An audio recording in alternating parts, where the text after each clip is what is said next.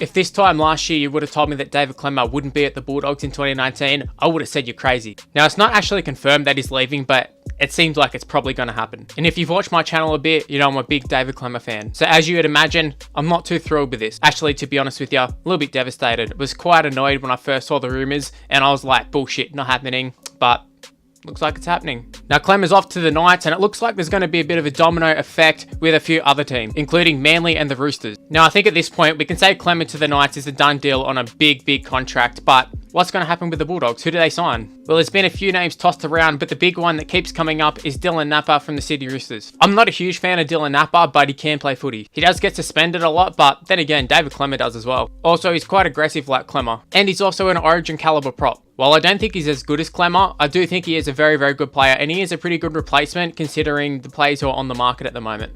And I feel like he would come at a fraction of the price of what Klemmer is going to be on at the Knights. So that's a positive for the Bulldogs, especially with our salary cap predicament at the moment. But Napa plays at the Roosters, and we know the Roosters get what they want. If they want a player, they get that player. So why would they let someone who's come through the ranks leave? Well, because they're after Marty Taupau. Now, it's been reported for a while that Marty Taupau is unhappy at Manly and he wants out. I don't know if it's due to the coaching or he wants more money. I don't know why, but he wants out of Manly. And I believe he's off contract next year as well. Now, if I'm Manly, I'm looking at this situation. It feels like they get nothing out of this. They've just released Brian Kelly, and now to release Martin Taupau, it really feels like they get nothing out of this at all. So I don't know why they would go with it. However, teams these days seem to just go with it. So wouldn't be surprised if they do end up releasing him, if he does in fact want to leave. Now, I've got to say, all these player swaps actually pretty good for all involved, apart from Manly. For the Roosters, they get to add Marty Taupau to an already really stacked forward pack. The Bulldogs end up with Dylan Napa, who's probably the best prop on the market at the moment. Well, I know he's not on the market, but you know what I mean. And the Knights, well, they get their man. I know they're going to be paying overs for him, but with the side they've got, they could really use a player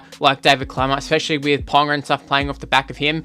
I think it's a good move for the Knights. So guys, leave in the comment section below, what do you think of all these moves that could potentially be happening in the NRL? Who do you think benefits the most out of these transfers should they happen? Righto guys, that is the end of the video. If you did happen to enjoy it, make sure you go ahead and leave a like and subscribe to the channel if you're new around here. Make sure you follow me on Instagram and Twitter. It's on the screen at the moment. It's Mr. Luke YT, so go give me a follow on that.